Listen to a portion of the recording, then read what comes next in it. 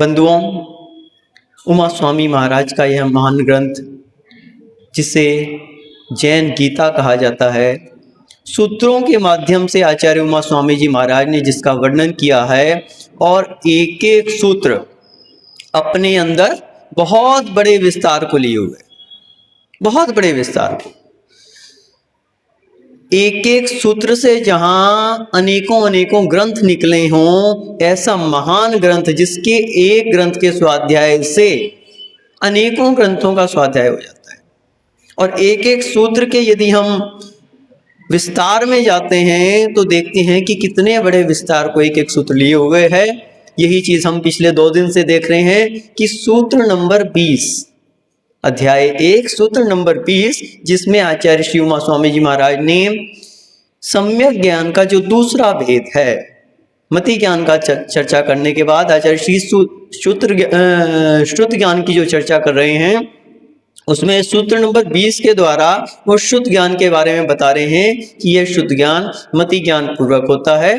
और इसके भेदों के विषय में आचार्य जी बताया, द्वैनेक द्वादश भेदम, 2 अनेक और 12 भेद हैं।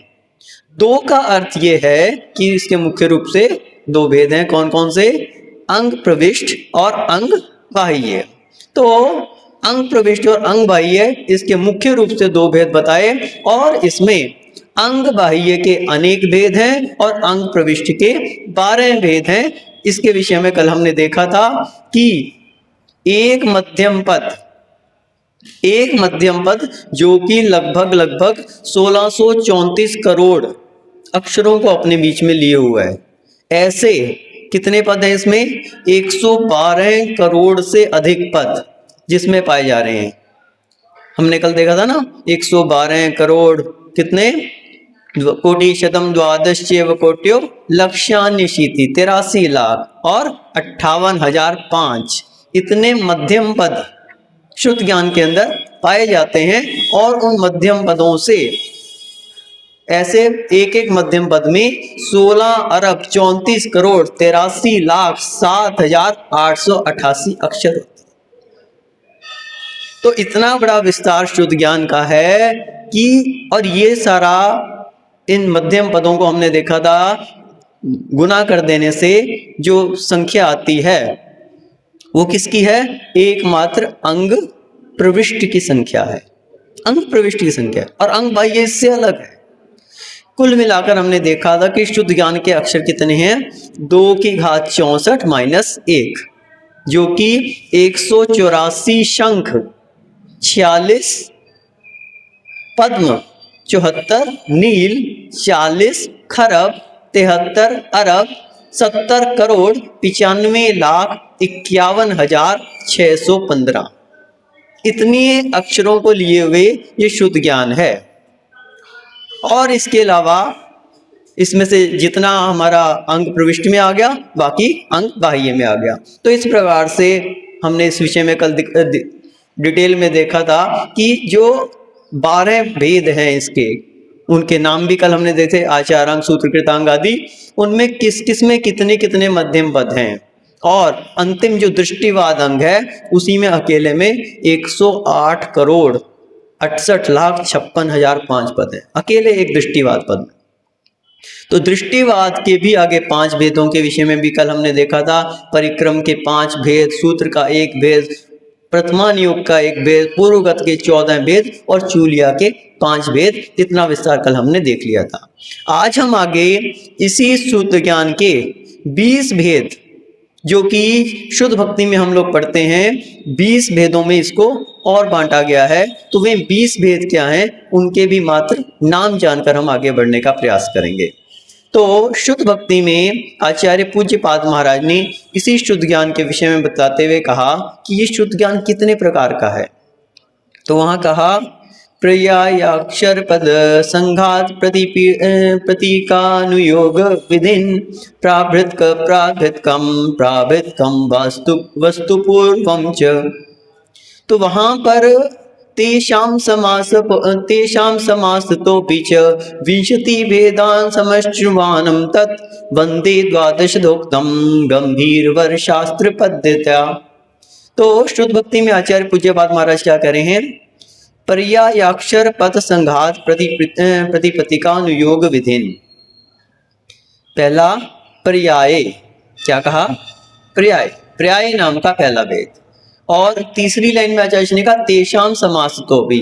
अब जितने ये 10 आचार्य ने भेद गिनाए हैं, इनके साथ साथ इनकी जो है क्या करना है? बैठ जाओ बीच बीच में नहीं। तो इसमें क्या कहा आचार्य ने कि जो ये 10 भेद आचार्य गिना रहे हैं और इनके समास तो भी, इनके साथ समास शब्द और जोड़ देना है। तो पहला पर्याय, और पर्याय के साथ पर्याय समास। दूसरा अक्षर, और अक्षर के साथ अक्षर समास। तीसरा पद, पद के साथ पद समास। चौथा संघात, संघात के साथ संघात समास। फिर प्रतिपतिका, प्रतिपतिका के साथ प्रतिपतिका समास। फिर अनुयोग विधि, तो अनुयोग, अनुयोग समास। फिर प्राभृतकर, प्राभृतक ये, और इसके बाद प्राभृतक समास। फिर प्राभृतक, पहले तो आया प्राभृतक, फिर उसके बाद उसके साथ समास जोड़ा, फिर प्राभृतक, और फिर प्राभृतक समास, फिर वस्तु समास, और पूर्व समास। इस प्रकार से ये शुद्ध ज्ञान के क्या हैं? 20 भेद हैं। इन 20 भेदों के द्वारा भी शुद्ध ज्ञान को जाना जाता है। तो इसमें जो आचार्य ने बताया ये 20 भेद, ये 20 भेद शुद्ध के विस्तार को लिए हुए हैं। ये 20 भेदों में जैसे जितना जितना शुद्ध ज्ञान अधिक होता है, उतना उतना इस भेद में आगे बढ़ते जाते हैं। इसमें जो पहला भेद बताया आचार्य ने पर्याय, कौन सा? पर्याय नाम का पहला भेद जो बताया, इस पर्याय नाम का जो पहला भेद है, ये शुद्ध ज्ञान का सबसे छोटा भेद है।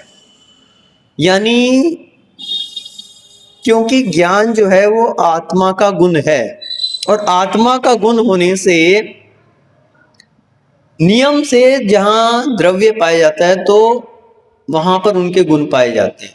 गुण प्रयद्वत द्रव्यम, गुण प्रयद्वत द्रव्यम, ऐसा सूत्र भी आगे के अध्यायों में आएगा। तो द्रव्य जो है गुण और पर्याय से सहित होता है। तो जो ज्ञान गुण आत्मा का है, उसमें नियम से आत्मा में ज्ञान पाया जाता है, और ज्ञान के बिना आत्मा रह नहीं सकती। इसलिए मति ज्ञान और शुद्ध ज्ञान प्रत्येक प्राणी में पाया जाता है, प्रत्येक प्राणी में पाया जाता है। कितना भी कोई एक इंद्रिय भी हो, छोटे से छोटा भी हो, उसके अंदर भी नियम से मति ज्ञान और शुद्ध ज्ञान तो पाया ही जाएगा। यदि इसका अभाव हो गया तो आत्मा का भी अभाव हो जाएगा। तो यहां पर जो पर्याय नाम का पहला भेद बताया शुद्ध ज्ञान का, ये सबसे छोटा भेद है। मंत्री जी कौन सा भेद है? ये सबसे छोटा भेद है। एक सूक्ष्म निगोदिया लब्धि पर्याप्तक, लब्धि पर्याप्तक का क्या अर्थ होता है? जिसकी पर्याप्तियां भी पूर्ण नहीं होंगी, उससे पहले उसकी मृत्यु हो जाएगी। सूक्ष्म जीव और निगोदिया जीव। सूक्ष्म निगोदिया जीव, सूक्ष्म का अर्थ है कि जिसे आप आंखों से देख नहीं सकते, माइक्रोस्कोप से भी नहीं देख सकते, इतना उसका छोटा शरीर है। और वो क्या है? आयु उसकी कितनी है? अंतर्मूर्त से भी कम है, क्योंकि पर्याप्तियां पूर्ण होने में अंतर्मूर्त लगता है। तो अंतर्मूर्त से भी कम उसकी आयु है। ऐसा जीव, या यूं कहें कि छोटा अंतर्मूर्त है। अंतर्मूर्त के भी अनेक भेद हैं। तो उसकी जिसकी पर्याप्तियां भी पूर्ण नहीं होंगी, उससे पहले भी वो उसकी मृत्यु हो जाएगी। यूं कहें कि जन्म लिया और मृत्यु हो गई, इतना छोटा समय जिसके पास है। आप देखते हैं ना कि निगोदिया जीव की आयु कितनी होती है? एक श्वास में 8-10 बार, एक श्वास जितनी में आप लेते हो इतने में 18 बार जन्म मरण कर लेते हैं। इतनी कम जिनकी आयु है, ऐसा जीव भी मति ज्ञान और शुद्ध ज्ञान को धारण किए हुए। और उसको कौन सा ज्ञान है? शुद्ध ज्ञान का कौन सा भेद है? पर्याय नाम का जो पहला भेद है, वो शुद्ध ज्ञान उसके अंदर भी पाया जा रहा है। जब हम कहते हैं ना ज्ञानी, तो ज्ञानी के दृष्टिकोण से जब जीव मात्र का हम दृष्टिकोण लेते हैं तो सभी जीव आ जाते हैं उसमें। एक लब्धि पर्याप्तक सूक्ष्म निगोदिया जीव भी ज्ञानी है। क्यों? उसके अंदर कम से कम मति ज्ञान और शुद्ध ज्ञान तो पाए जा रहे हैं, और शुद्ध ज्ञान का और कोई भेद पाया ना जाए, लेकिन पर्याय नाम का जो पहला भेद है 20 भेदों में, ये पर्याय नाम का भेद तो नियम से पाया ही जाएगा। क्योंकि ये पर्याय नाम का जो पहला भेद है ये कैसा है, इसके ऊपर आवरण नहीं आ सकता, ये सदा अनावरित रहता है, इस पे आवरण नहीं आ सकता। बाकी जो ज्ञान है वो तो शिवोपशम का विषय है, उस पे आवरण, जैसा जैसा आवरण आता जाएगा उतना कर्म का उदय रहेगा, और जैसा आवरण हटता जाएगा उतना उसका ज्ञान का शिवोपशम बढ़ता जाएगा। जिसका जितना आवरण हटता जाएगा उतना उसका ज्ञान बढ़ता जाएगा, उतना वो ज्ञानी कहलाएगा। लेकिन पर्याय नाम का जो ये पहला भेद है इसमें कभी आवरण नहीं आता, छोटे से छोटे जीव के अंदर भी ज्ञान पाया जाता है। तो इस प्रकार से ये शुद्ध ज्ञान एक ऐसा है जो प्रत्येक प्राणी में पाया जा रहा है। तो इस प्रकार से जब हमने ज्ञान के भेदों में देखा तो मति ज्ञान और शुद्ध ज्ञान के विषय में आचार्य जी ने अभी तक जो चर्चा की, ये दो ज्ञान ऐसे हैं जो कि कभी भी जीव का साथ नहीं छोड़ते। कब छोड़ते हैं? जब केवल ज्ञान उत्पन्न हो जाता है। केवल ज्ञान की उत्पत्ति में बाकी सभी ज्ञान समाप्त हो जाते हैं। तो जब तक केवल ज्ञान नहीं रहता तब तक मति ज्ञान और शुद्ध ज्ञान तो नियम से रहते ही हैं। अवधि ज्ञान हो भी सकता है, मन प्रज्ञान हो भी सकता है और नहीं भी हो सकते। यदि एक ज्ञान पाया जाए तो कौन सा ज्ञान पाया जाएगा? केवल ज्ञान। दो ज्ञान पाए जाए तो कौन से पाएंगे? मति ज्ञान और शुद्ध ज्ञान। तीन पाए जाए तो मति ज्ञान, शुद्ध ज्ञान और अवधि ज्ञान, अथवा मति ज्ञान, शुद्ध ज्ञान और मन प्रज्ञान। और अगर चार पाए जाएं तो मति ज्ञान, शुद्ध ज्ञान, अवधि ज्ञान और मन प्रज्ञान पाए जा सकते हैं। पांचों ज्ञान एक साथ हो नहीं सकते, क्योंकि जैसे ही केवल ज्ञान होगा चार ज्ञान समाप्त हो जाए। तो इस प्रकार से यहाँ पर शुद्ध ज्ञान का कथन पूरा हुआ। आज आगे आचार्य श्री अवधि ज्ञान के भेद, तीसरा भेद जो सम्यक ज्ञान का है उसके विषय में चर्चा कर रहे हैं कि अवधि ज्ञान, अवधि ज्ञान किसे कहते हैं, उसके क्या भेद हैं, कौन उसके स्वामी हैं। उसके लिए आचार्य श्री 21 नंबर के सूत्र में बतलाते हैं, भव प्रत्योर अवधिर देव नारकानाम, भव प्रत्योर अवधि देव नारकानाम। तो यहां पर आचार्य श्री ने कहा भव प्रत्यो, यानी भव प्रत्यय नाम का अवधि ज्ञान देव नारकानाम, देव और नारकियों को पाया जाता है। तो इसके साथ अपन क्या करते हैं, एक सूत्र और ले रहे 22 नंबर का, तो दोनों का एक साथ कथन हो जाएगा। 22वां सूत्र भी अपन इसके साथ ही पढ़ ले रहे, श्योपशम निमित्तः षड विकल्पः शेषानाम, श्योपशम निमित्तः षड विकल्पः शेषानाम। तो यहाँ पर आचार्य ने इस सूत्र नंबर 21 और 22 में अवधि ज्ञान के भेद और उसके स्वामी के विषय में कहा कि अवधि ज्ञान किस किस को पाया जाता है और इसके कितने भेद हैं।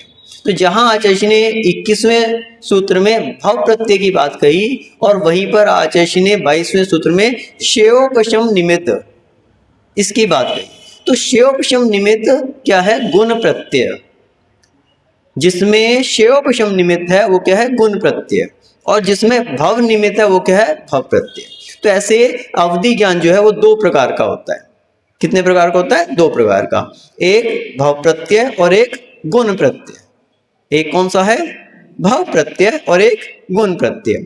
तो भव प्रत्यय अवधि ज्ञान किसे कहते हैं? जिस अवधि ज्ञान के होने में भव कारण है, भव ही कारण है, यानी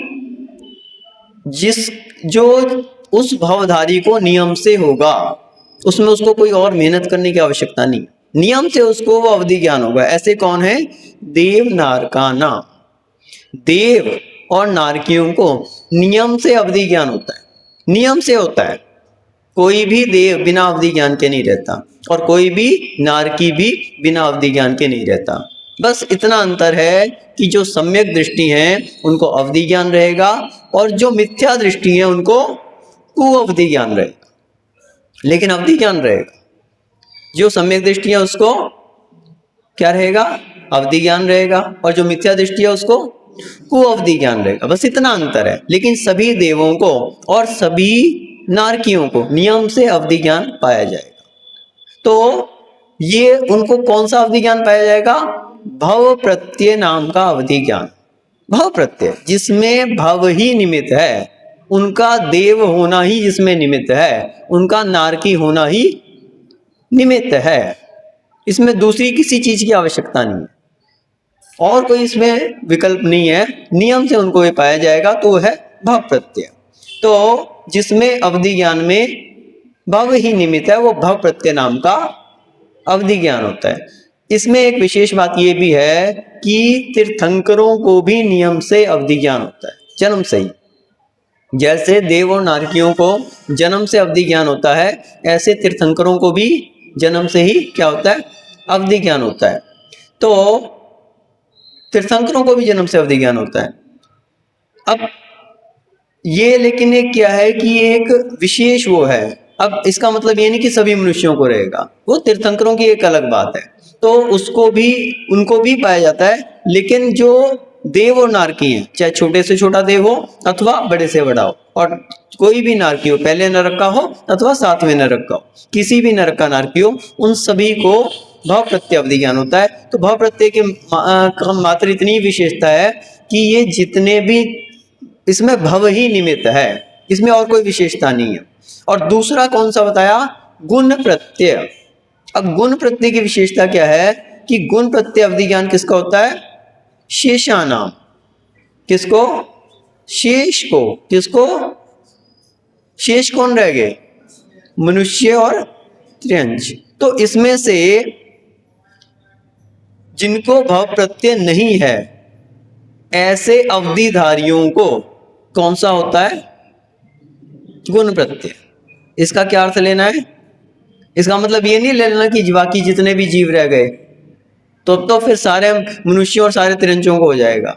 शेषा नाम से अर्थ लेना है कि जितने भी अवधिधारी जीव हैं, जितने भी जीव हैं नहीं ले लेना, जितने भी अवधि ज्ञानधारी जीव हैं, उनमें से जिनको भव प्रत्यय अवधि ज्ञान नहीं है, उनको कौन सा अवधि ज्ञान है, गुण प्रत्यय नाम का अवधि ज्ञान। और ये गुण प्रत्यय नाम का अवधि ज्ञान वास्तव में 6 विकल्प वाला है, षड विकल्प। इसके कितने विकल्प हैं, 6 भेद हैं इसके। तो श्रेयोपशम निमित्ता, इसमें क्या निमित्त है, श्रेयोपशम। ये हर किसी को नहीं होता, इसमें श्रेयोपशम निमित्त है। अवधि ज्ञान का जो ये श्रेयोपशम है, इसके द्वारा ये जीवों को होता है। तो इसमें श्रेयोपशम से क्या तात्पर्य है, संयम, सम्यक और संयम गुण से है, इसलिए इसे गुण प्रत्यय भी कहते हैं। सम्यक दृष्टि को ही होगा और संयम गुण से इसका संबंध है, यानी किसको, संयमी को हो रहा है। तो यहां पर अवधि ज्ञान के लिए क्या कहा कि अभी आगे इसमें सूत्र आएगा कि अवधि ज्ञान की विशेषता क्या है कि ये रूपी पदार्थों को जानता है। रूपी शुभवधि नाम का एक सूत्र भी आगे आने वाला है। तो ये रूपी पदार्थों को ही जानता है और द्रव्य क्षेत्र काल भाव की मर्यादा से जानता है, सभी रूपी पदार्थों को नहीं जानता। पहली बात तो कि जो 6 द्रव्य हैं, 6 द्रव्यों में से कौन से द्रव्य को जानता है, मात्र पुद्गल द्रव्य को जानता है। क्यों, रूपी शुभवधि रूपी पदार्थों को जान रहा है, और रूपी पदार्थों के लिए हमने देखा रूपिणः पुद्गलः। अब ये सब सूत्र आगे आएंगे।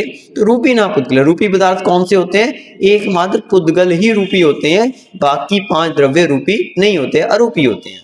रूपी का अर्थ वही है कि जो अपने नेत्रों से दिखाई दे, वो क्या है, रूपी है।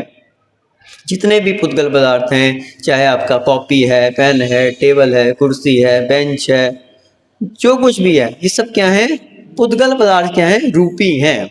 और जीव क्या है, अरूपी है। धर्म द्रव्य क्या है, अरूपी है। और अधर्म द्रव्य, काल द्रव्य, और ये सब क्या है, अरूपी हैं। एकमात्र पुद्गल द्रव्य ही रूपी है।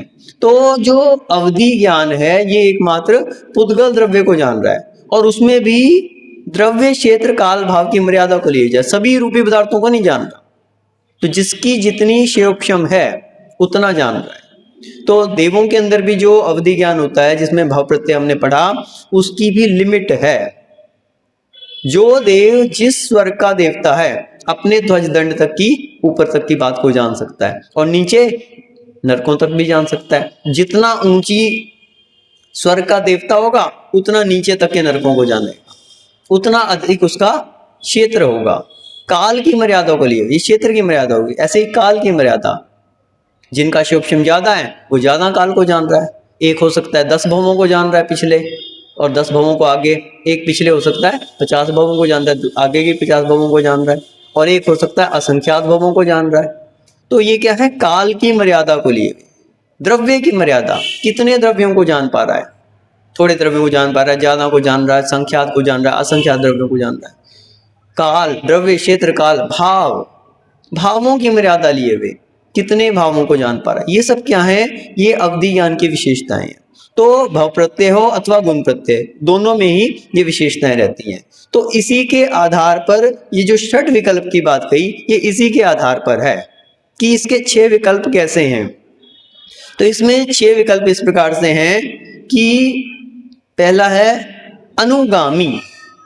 अनुगामी तो भव प्रत्यय अवधि ज्ञान तो जो था वो उसी भव में रहता है, उसके बाद समाप्त हो जाता है। कोई देव जब तक देव पर्याय में रहा तब तक उसको भव प्रत्यय अवधि ज्ञान है, और जैसे ही उसका देवपना समाप्त हुआ, उसने मनुष्य के रूप में जन्म लिया, तो अवधि ज्ञान समाप्त हो गया।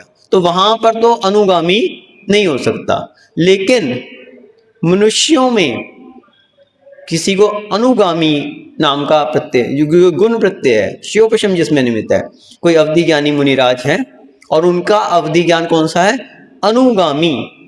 अनुगामी का अर्थ है कि जो अगले भाव में भी साथ में जाए अथवा दूसरे क्षेत्र में भी साथ में जाए। कोई महाराज का अनुगामी अवधि ज्ञान है, वो भरत क्षेत्र से विदेश क्षेत्र चले गए, वहां पे भी उनका अवधि ज्ञान काम कर रहा है। क्यों, अनुगामी है उनका। वो भव समाप्त होके किसी और भव में उन्होंने जन्म ले लिया, वहां भी वो अवधि ज्ञान साथ में चला गया। ये क्या है, अनुगामी। तो जो अवधि ज्ञान सूर्य के प्रकाश के समान दूसरे क्षेत्र या दूसरे भव में भी जीव के साथ बना रहता है, उसे क्या कहते हैं, अनुगामी। ये पहला भेद हो गया। दूसरा भेद क्या है, अननुगामी। अननुगामी यानी इसका उल्टा, इसका उल्टा, सीधी सी बात है। जो साथ में जाए वो अनुगामी, और जो साथ में ना जाए वो अननुगामी। बस आपका भव समाप्त हुआ, अवधि ज्ञान भी समाप्त। जिस क्षेत्र का वो अवधि ज्ञान है उतने तक। अगर भरत क्षेत्र का है तो भरत क्षेत्र में चलेगा, अगर वो किसी विदेश क्षेत्र में चले गए तो वहां पे वो काम नहीं करेगा। तो ये क्या है, अननुगामी। तीसरा वर्धमान। वर्धमान का क्या अर्थ होता है, बढ़ता हुआ, वर्धमान, बढ़ता हुआ अवधि ज्ञान। जैसे जैसे शुक्ल पक्ष के चंद्रमा की कलाएं होती है ना, निरंतर बढ़ती रहती हैं, उसी प्रकार से उनका अवधि ज्ञान भी और बढ़ता रहता है। आज 50 भवों को जान रहे हैं, कल को 60 को जाने, परसों 70 को जानेंगे, हो सकता है फिर ऐसे संख्यात असंख्यात भवों को भी जानने लगे। बढ़ रहा है उनका। और एक है हीयमान। किन्हीं महाराज की विशुद्धि का कम पड़ रही है तो उससे क्या हो रहा है, उनका अवधि ज्ञान भी कम होता जा रहा है। पहले असंख्यात भवों को जान रहे थे, फिर संख्यात को जानने लगे, फिर उसमें और कम हो गए, और कम हो गए, और कम हो गए। तो ये क्या है, हीयमान, घटता हुआ। और इसके बाद अवस्थित। अवस्थित का अर्थ है कि जो ना घट रहा है और ना बढ़ रहा है, जैसा है वैसा का वैसा बना हुआ है। अगर 100 भवों को जान रहे हैं तो 100 को ही जान रहे हैं, ना उसमें 101 हो रहे हैं ना 99 हो रहे हैं। अगर जिस क्षेत्र को जान रहे हैं उतना ही क्षेत्र बना हुआ है, ना उससे आगे का जान पा रहे हैं ना उससे कम हो रहा है। तो अवस्थित। और अनवस्थित यानी कि जो घट बढ़ रहा है, उसे सबको क्या कहेंगे, अनवस्थित। तो इस प्रकार से ये 6 वेद रहते हैं, अनुगामी, अननुगामी, अवस्थित, अनवस्थित, हीयमान और वर्तमान। तो ये किसके हैं, एकमात्र शिवोपशम निमित्त गुण प्रत्यय अवधि ज्ञान के। भव प्रत्यय में ये 3 है। तो सीधी बात है, अवधि ज्ञान के कितने भेद हो गए, 2 भेद। पहला भव प्रत्यय और दूसरा गुण प्रत्यय। गुण प्रत्यय कितने भेद हो गए, 6 भेद। अनुगामी, अननुगामी, वर्धमान, हीयमान, अवस्थित और अनवस्थित। तो इसके अलावा 6 वेदों के अलावा अवधि ज्ञान के 3 भेद और भी गए। एक है देशावधि, एक है परमावधि और एक है सर्वावधि। ये 3 भेद और हैं। तो देशावधि नाम का जो ज्ञान है ये तो बताते हैं चारों गतियों के जीवों को होता है, चारों गतियों के जीवों को होता है। मनुष्य को भी हो सकता है, त्रियंच को भी हो सकता है, देवों को भी और नारकियों को भी होता है। परम अवधि और सर्वधि एकमात्र मनुष्य गति में होता है और वो भी महामुनि राजों को होता है, सब किसी को नहीं होता। जो कि तद्भव मोक्षगामी हैं, जिन्हें उसी भव से मोक्ष जाना है, उन्हीं को परमावधि नाम का, जिसमें बहुत कुछ जान लिया जाता है। और सर्वावधि में तो केवल ज्ञान की तरह से बहुत सारी चीजें, लगभग जितना भी आपका अवधि ज्ञान का विषय है, रूपी पदार्थों को तो वो सभी को कवर कर लेता है। रूपी केवल ज्ञान तो अरूपी पदार्थों को भी जान रहा है, लेकिन अवधि ज्ञान क्योंकि रूपी पदार्थों को ही जानता है, तो सर्वावधि का अर्थ है कि सभी रूपी पदार्थों को वो जान लेता है। इतना बड़ा उनका विस्तार रहता है। ये किसका रहता है? एकमात्र सर्वावधि का, जो कि रिद्धिधारी मुनिराजों को होता है। अवधि ज्ञान नाम की एक रिद्धि है 64 रिद्धियों में, अवधि ज्ञान रिद्धि। तो अवधि ज्ञान रिद्धि के धारी जो मुनिराज होते हैं, उनको इस तरह के परमावधि सर्वावधि नाम के अवधि ज्ञान होते हैं। तो इस प्रकार से हमने देखा कि अवधि ज्ञान के विषय में इनके स्वामी कौन है और इसका भेद क्या क्या है, ये हमने 21 और 22 नंबर सूत्र में अवधि ज्ञान के विषय में कहा। अब चौथा भेद, ज्ञान का चौथा भेद कौन सा है? मनः प्रत्यय ज्ञान। तो मनः प्रत्यय ज्ञान के विषय में आगे आचार्य श्री कथन कर रहे हैं कि मनः प्रत्यय ज्ञान किसे कहते हैं और इसमें इसके भेद क्या क्या है। तो इसके लिए आचार्य श्री 23 नंबर के सूत्र में कहते हैं, ऋजु विपुलमति मनः प्रत्यय, ऋजु विपुलमति मनः प्रत्यय। तो मनः प्रत्यय ज्ञान के ये 2 भेद हैं, एक क्या है? ऋजुमति और एक विपुलमति, ऋजुमति और विपुलमति। तो इस प्रकार से ये 2 भेद हैं। तो मनः प्रत्यय ज्ञान की पहले तो विशेषता क्या है कि ये क्या जानता है? तो बताते हैं कि द्रव्य क्षेत्र काल भाव की मर्यादा लिए हुए दूसरे के मन में स्थित बात को, और वो भी रूपी पदार्थ को जो जानता है, वो क्या है? मनः प्रत्यय ज्ञान है। इसमें भी द्रव्य क्षेत्र काल भाव की मर्यादा है और ये दूसरे के मन में स्थित, अपने मन की तो सब जान लेते हैं, दूसरे के मन में स्थित बात को जान लेता है, रूपी पदार्थ को जान लेता है। अब वो किस तरह से जानता है? 2 प्रकार का ऋजुमति और विपुलमति नाम का ज्ञान होता है, एक ऋजुमति ज्ञान और एक विपुलमति। तो ऋजुमति ज्ञान का अर्थ है ऋजु यानी सरल, दूसरे के मन में जो बात क्या है, सरल बात है, उसको वो जान पा रहा है। सरलता से विचार हुए मन में स्थित रूपी पदार्थ को जानने वाला क्या है? ऋजुमति ज्ञान। और यह वर्तमान चिंतित पदार्थ का ही ज्ञान कर रहा है। जो व्यक्ति इस समय सोच रहा है और आपने अवधि ज्ञान लगाया, ऋजुमति ज्ञान धारी कौन होते हैं? एकमात्र मुनिराज होते हैं। मनः प्रत्यय ज्ञान किसको होता है? एकमात्र मुनिराजों को होता है, अन्य किसी को नहीं हो सकता। तो मुनिराज जो हैं अपने मनः प्रत्यय ज्ञान के द्वारा जो वो चिंतन कर रहा है उसको जान लेते हैं कि अमुक व्यक्ति अमुक बात सोच रहा है। तो ये क्या है? ऋजुमति नाम का मनः प्रत्यय ज्ञान। और दूसरा है विपुलमति ज्ञान। विपुलमति क्या है? कुटिल, जटिल सा से जो विचार किया हुआ मन की बात है, उसकी रूपी पदार्थ को भी जान लेता है। और ये भूत भविष्य और वर्तमान तीनों काल संबंधित, यानी कि जो बात सोच ली गई है, जिसको पहले सोच लिया गया था, अथवा जो आगे सोचेगा, उसको भी जान रहे हैं।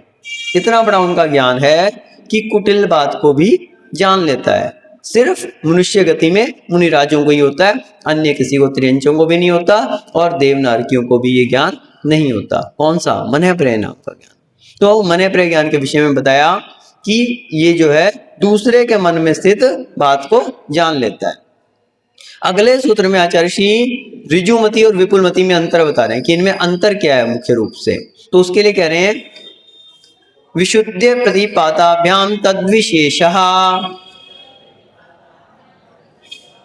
विशुद्ध प्रतिपाताभ्याम तद्विशेषः।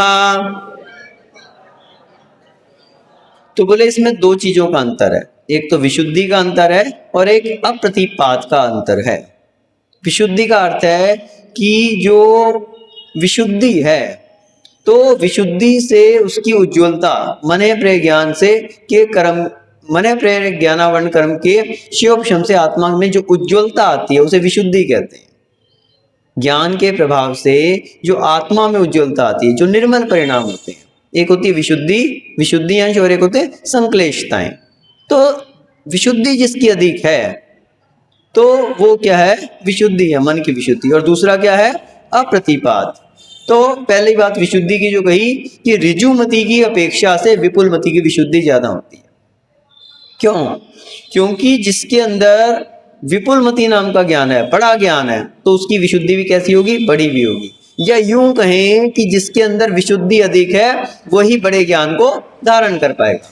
तो विपुलमति की वाले जो मुनिराज हैं उनकी विशुद्धि ऋजुमति से अधिक होती है। जैसा उनका ज्ञान वैसी उनकी विशुद्धि। और दूसरा है अप्रतिपाद। अप्रतिपाद का अर्थ है कि एक मने प्रेय ज्ञान तो ऐसा है जो होके छूट जाता है, वो क्या है, प्रतिपाद। लेकिन विपुलमति मने प्रेय ज्ञान छूटता नहीं, केवल ज्ञान होने तक बना रहता है। विपुलमति नाम का जो ज्ञान है वो किसको हो सकता है, जो उसी भाव से मोक्ष जाएंगे। ऋजुमति वाले तो उस भाव से मोक्ष जा भी सकते हैं और हो सकता है ना भी जाएं दूसरे भाव में, लेकिन विपुलमति तद्भव मोक्षगामी मुनिराज को ही हो सकता है और केवल ज्ञान को करवा के ही हटता है। एक बार विपुलमति ज्ञान हो गया तो निश्चित रूप से केवल ज्ञान में ही परिवर्तित होगा, तो वो तद्भव मोक्षगामी को ही हो सकता है। तो इस कारण से ये क्या है, अप्रतिपात है। अप्रतिपात है होने के बाद फिर छूटता नहीं, सीधा केवल ज्ञान को ही। लेकिन ऋजुमति क्या है, तो ऋजुमति और विपुलमति में इतना ही अंतर है कि एक जो है होके छूट जाता है और एक छूटता नहीं है, एक में विशुद्धि कम है और एक में अधिक लिए हुए। अब अगले सूत्र में आचार्य जी ने अवधि ज्ञान और मने प्रेय ज्ञान के विषय में जो है इनमें क्या अंतर है उसके विषय में बतलाया है। तो इसको अपन और ले रहे आज, उसके बाद फिर आगे का आगे देखेंगे। तो 25 नंबर के सूत्र में आचार्य जी कह रहे हैं कि अवधि ज्ञान और मने प्रेय ज्ञान में क्या अंतर है। विशुद्धि क्षेत्र स्वामी विषेभ्यो अवधि मने प्रेयो।